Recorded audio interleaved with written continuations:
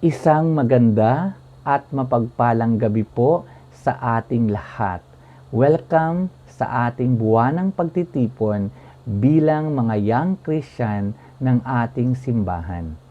Bago ako magsimula, nais ko lamang i-welcome ang ating mga young Christian, mga baby Christian na magjo-join sa atin sa ating talakayan sa gabing ito.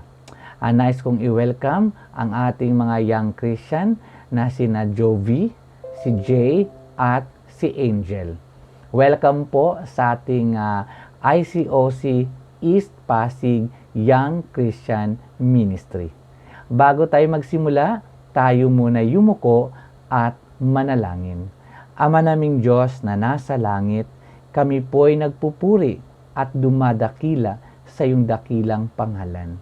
Maraming salamat sa pagkakataon na binigay mo sa amin upang muling pag-aralan ang iyong mga salita. Dalangin po namin ang iyong banal na Espiritu ang maging gabay namin sa gabing ito upang matutunan namin ang iyong mga salita at maisabuhay namin sa aming pang-araw-araw na pamumuhay. Gabayan mo po kami sa gabing ito at ang lahat ng ito'y dinadalangin namin sa pangalan ng iyong anak na si Jesus. Amen. Ang pamagat ng aking maiksing lesson sa gabing ito ay ang disciple-discipler relationship. Ang ating simbahan ay nagiging matatag at nagiging unique dahil sa pagtutulungan ng bawat isa sa atin. Sa pagkakaroon natin ng faith partners o discipling partners, ang bawat isa sa atin ay merong tinatawag na faith partners o ang bawat isa sa atin ay may tinatawag na discipler. Siguro naririnig na natin ang mga terminology na ito at siguro ilan sa atin ay discipler na. But alamin natin ano nga ba ang role ng isang discipler o ng isang discipling partners. Ano ba ang magiging relationship ng bawat isa sa kanila. Pero bago natin talakayin ang usaping ito, alamin muna natin ano nga ba ang disipulo. Ang disipulo sa salitang Hebreo ay tinatawag na talmid. At sa Griego naman, ito'y tinatawag na mathetes, na ang ibig sabihin ay mag-aaral o student or learner.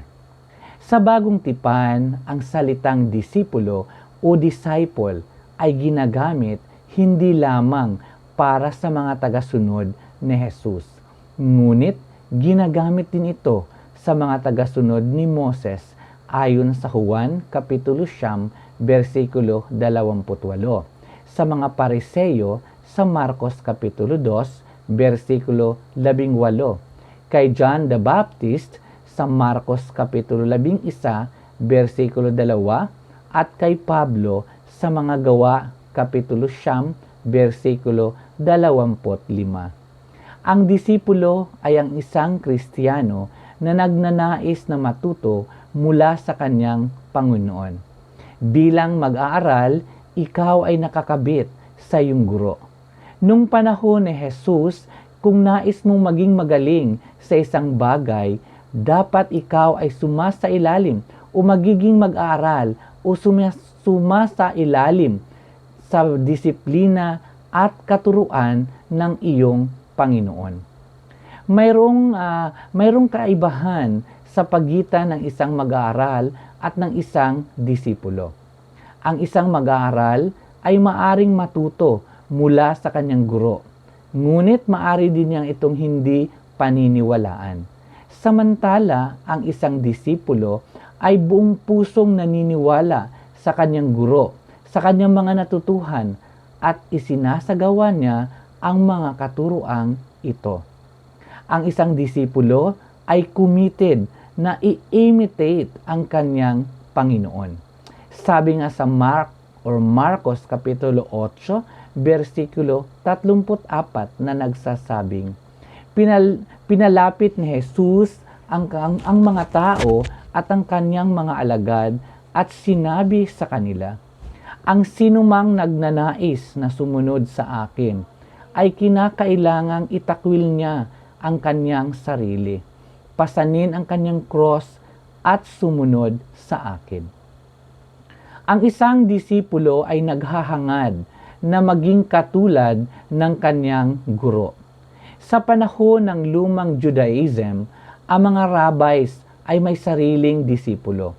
Ang bawat isa sa kanila ay naunawaan nila na bilang isang disipulo ay dapat magnanais sila na maging katulad ng kanilang guro sa pamamagitan ng pagkilos, pagtuturo, at kung paano ang kanilang guro ay namuhay. Kaya tayo bilang isang Kristiyano, dapat kung si Jesus ang ating Panginoon, dapat nagnanais tayo na maging katulad niya. Ngayon, ano nga ba ang isang discipler? So siguro naririnig na natin, ikaw discipler ka na. Ngunit ano ba ang role ng isang discipler? Ang pagiging discipler ay mahirap gampanan kung wala kang puso para sa ibang tao. Ang isang discipler ay handang magbahagi ng kanyang kaalaman tungkol sa Diyos at relasyon niya sa Diyos para sa kanyang disipulo. Ayon nga sa Kolosas Kapitulo 1, versikulo 28 na nagsasabing, iyan ang dahilan kung bakit pinapangaral namin si Kristo. Ang lahat ay aming binabalaan at tinuturuan ng may buong kaalaman upang maiharap namin sa Diyos ang bawat isa ng ganap at walang kapintasan dahil sa kanilang pakikipag-isa kay Kristo. Ayon nga sa unang Pedro Kapitulo 3, versikulo 8 na nagsasabing, sa aking pagtatapos, magkaisa kayo at magdamayan, magmahalan bilang magkakapatid at maging maunawain at mapagpakumbaba. Ang discipler ay ang Kristiyano na minumodelo ang kanyang pananampalataya sa kanyang disipulo. Ayon nga sa unang Korinto, Kapitulo 11, versikulo 1 na nagsasabing, tularan ninyo ako, gaya ng pagtulad ko kay Kristo. So bilang isang discipler, dapat kailangang maturuan natin ang ating mga disipulo na gawin kung ano ang nakasaad sa salita ng Diyos at maipakita mo ito sa iyong buhay kung paano mo ito ginagawa. Hindi mo maituro ang mga bagay na wala ka o hindi mo ginagawa. Ang salita na hindi sinasamahan ng gawa ay mababaw lamang. Minsan may kasabihan tayo, lalong-lalo na sa mga nakakatanda sa atin, sa mga panahon ko, madalas ko itong naririnig na sinasabi ng mga matatanda, gawin mo ang sinasabi ko, huwag ang ginagawa ko. Ngunit, sabi nga sa Santiago, Kapitulo 1, versikulo 22, na nagsasabing, mamuhay kayo ayon sa salita ng Diyos. Kung ito'y pinakikinggan lamang ninyo, ngunit hindi isinasagawa, dinadaya ninyo ang inyong sarili. Ang discipler ay may pananagutan sa kanyang disipulo.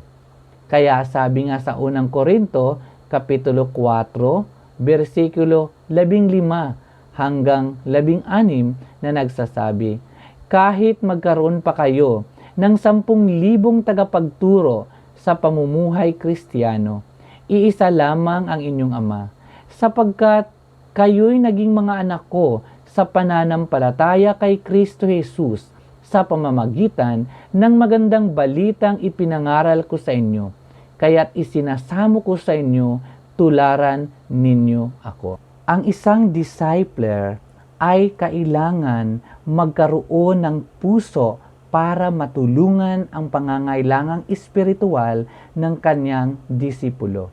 Isang Kristiyano na may pagmamalasakit sa kanyang disipulo na nasasaktan kapag ang kanyang disipulo ay nakagawa ng kasalanan. Ayon nga sa Roma, Kapitulo 12, versikulo 9 na nagsasabing, maging tunay ang inyong pagmamahalan, kasuklaman ninyo ang masama at pagkaibigin ang mabuti. Ang pinaka-goal ng faith partners o ng discipling partners o ang disciple-disciple relationship ay matulungan ang bawat isa na maging tama sa paningin ng Diyos. Na ayon nga sa binasa natin kanina sa Kolosas, sinabi doon na maging ganap at walang kapintasan. Kaya tayo bilang isang Kristiyano sa panahon natin ngayon, privileged tayo na meron tayong tinatawag na faith partners, makakasama na tulungan tayo na mag-mature sa ating relasyon sa Diyos, na maturuan tayo paano mapalalim ang pagkaunawa natin sa salita ng Diyos. Nung tayo hindi Kristiyano, walang nagsasabi sa atin kung anong tama, ano ang mali sa harapan ni God. Pero ngayon na tayo Kristiyano na, privileged tayo na meron tayong mga kaibigan na nangangalaga sa atin. Merong mga tao na concern sa relasyon natin sa Diyos. Merong mga tao na concern na sa ating kaligtasan. Na kahit man nangingialam sila sa buhay natin, sa personal na buhay natin, ngunit natutulungan tayo upang lumago sa ating pananampalataya sa Diyos.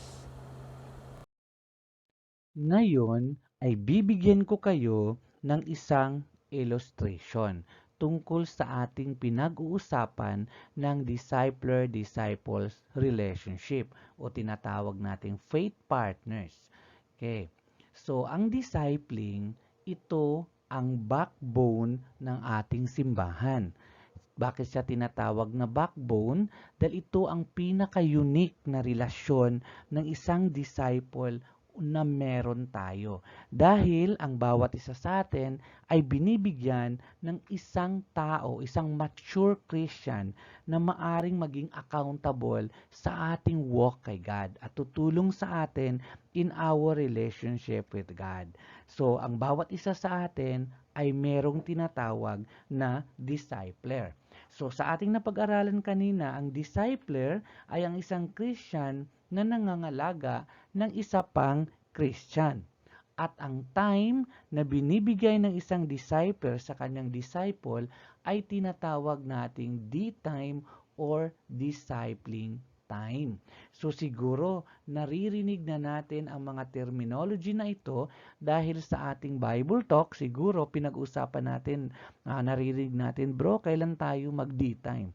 So, ibig sabihin, discipling time. Ito yung time na inilalaan ng bawat disciple o mag-partner o mag-faith partners para mag-grow sila, pag-usapan nila si God, pag-usapan nila yung relasyon nila sa Diyos at magtulungan ang bawat isa paano mag-grow sa kanilang relasyon sa Diyos. Kaya privilege po tayo na magkaroon ng D-time. Hindi masama na humingi ng D-time sa ating mga disciples kung meron tayong mga pinagdadaanan. Maging open lamang tayo para tayo ay matulungan. Dahil hindi naman manghuhula ang ating discipler para maramdaman kung ano yung mga pinagdadaanan mo. Kailangan natin na magiging open para mabigyan tayo ng makabuluhang advice kung ano ang mga dapat nating gawin. Hindi naman ibig sabihin na lahat ng sinasabi ng discipler mo ay tama o kailangang sundin. Hindi naman ganon. Ang binibigay lamang ng discipler ay suggestion lamang kung susundin mo o hindi. At saka, hindi naman ikaw pa rin naman ang magdesisyon kung ano ang dapat gawin. Kaya ang discipler ay tutulong lamang sa iyo na makita mo kung ano pang mga iba't ibang mga option na pwede mong gawin para makapagdesisyon ka ng tama. Pero ikaw pa rin o tayo pa rin naman ang magdidesisyon para dito. So, Bibigyan ko kayo ng isang halimbawa ng isang discipling tree sa grupo namin sa Builders Bible Talk. Itong D3 namin or discipling tree, ito ang dati naming discipling tree sa Builders nung hindi pa kami nahati. Kasi dalawa ng Builders ngayon, isang Faith Builders at ang original na Builders Bible Talk. So, ito ang aming D3 noon. So, meron akong mga dinidisciple sa Bible Talk. Ang una kong dinidisciple ay si Jigger. Mayroon pa akong isang dinidisciple, si Edmond. Tapos, si Jolison at si Christian. So, sa Builders Bible Talk, 4 ang dinidisciple ko. Si Jigger, si Edmond, si Jolison, at saka si Christian. Si Jigger, ang dinidisciple niya ay si Dominic. Si Edmond naman, ang dinidisciple niya si June at saka si Eugene. Yan. So, yan ang aming grupo. So, bawat isa sa amin, like ako, meron akong D-time o time para kay Jigger, para kay Edmond, para kay Jolison, para kay Christian. Si Jigger din, ganun din pa kay Dominic, ganun din si Edmond kay June at saka kay Eugene. Okay, so, sa isang buwan, meron tayong dapat D-time sa bawat isa sa ating mga disciples o disciples. Pero sa amin kami, sa Bible Talk namin ngayon, dahil marami kaming mga young Christian, hindi pa ako nakagawa ng panibago naming D3. Kasi nakagawian na namin sa aming grupo ang tinatawag naming Group D-time. So, ang Group D-time, bakit naging Group D-time? Kasi nung mga panahon na face-to-face tayo, isa sa naging problema namin noon ay hindi nakapag-D-time ang mga faith partners kasi busy sa work. Minsan hindi magkatugma yung trabaho, yung uwi, so hindi nakakapag-D-time. So ayaw naman namin ni Risa na merong ma-left behind sa mga disciples. So kaya parang hitting two birds in one stone. So group D-time para lahat kami merong D-time. Tapos kapag merong problema ang couple, doon lang kami nagsiset up na mag-sit down para kausapin sila. So, kung wala namang problema ang couples at maayos naman, so masaya na kami sa group D-time. At least lahat kami sama-sama sa isang lesson dahil ang lesson ko naman kay Jigger ay lesson ko din kay Edmond, lesson ko din kay Julison, lesson ko din kay Christian. So ang lesson ni Jigger, yung lesson ko, yun din ang gagawing lesson ni Jigger para kay Dominic, ni Edmond para kay John at para kay Eugene. So ganun ang ano. So ang tip ko lang sa atin mga disciples tayo dahil hindi naman tayo habang panahon yang Christian, may darating yung time na mag-mature tayo, aalis na tayo sa young Christian, graduate na tayo at yun na yung real world sa Christianity na we are now in our own. Diba? Paglabas natin sa young Christian, ibig sabihin we're mature enough. So pag mature na tayo, magiging discipler na tayo at mayroon nang ibibigay ang leader natin ng disciple na aalagaan natin. So ang tip ko lang sa ating maging mga discipler at kahit ngayon na discipler na kayo, dapat kapag meron tayong D-time or discipling time, dapat we talk about God. Kaya nga discipling time, di ba? Because kaya nga faith partners kasi we help each other na mag-grow sa relationship natin kay God. So dapat bago natin pag-usapan ang personal nating buhay, pag-usapan na muna natin si God, paano tayo mag-grow sa relasyon natin kay God. Huwag nating i-switch yung spend time sa D-time. Kasi ang spend time, pwede nating hindi tayo mag-usap tungkol kay God. Ang spend time kasi pwede tayong magkwentuhan lang, pwedeng manood ng movie, pwedeng mag-videoke, pwedeng mag-bowling, pwedeng mag-basketball, pwedeng mag-bike ride. So yun ay spend time. But pag sinabi nating D-time, we talk about God because yun ang time na we help each other sa relasyon natin sa Diyos. Kasi minsan ang mga disciples, nasi-switch yun. Na spend time lang ginawa nila, pero pag tinanong mo, nag-D time na daw sila. Which is hindi naman. 'Di ba? So, wag nating i-switch ang spend time sa D time. Kasi ito yung time, sabi nga 'di ba sa ating pinag-aralan kanina, na ang discipler ay nangangalaga. Sabi nga, ang discipler ay ang Kristiyano na minomodelo ang kanyang pananampalataya sa kanyang disipulo. So ito yung time, sa D-time natin, we talk about God. We talk about how we grow, what we are learning now in our relationship kay God. Para masabi natin ang katulad ng sinabi ni Pablo sa unang Korinto na sinabi niya, 'di ba, na tularan ninyo ako gaya ng pagtulad ko kay Kristo. So, yun ang mga bagay na dapat nating tandaan as discipler na yung mga inaalagaan natin, we have to make sure na matuto sila tungkol sa relasyon nila sa Diyos. At yun ang isang bagay na unique sa ating simbahan dahil natutulungan talaga natin ang bawat isa, naaalagaan natin yung bawat isa. Kaya we have to grow in our relationship kay God. Kaya dapat as discipler, dapat mapangalagaan natin yung ating mga disciple na pinagkatiwala ni God sa atin. So, I hope na sa ating teaching ngayon about disciple-disciple relationship ay meron tayong napulot na aral sa gabing ito. And I hope na pagkatapos natin sa Young Christian and we are mature enough, magampanan natin ang ating tungkulin bilang isang Kristiyano, bilang isang discipler o bilang isang disipulo. Kaya maraming salamat po sa inyong pakikinig. To God be all the glory.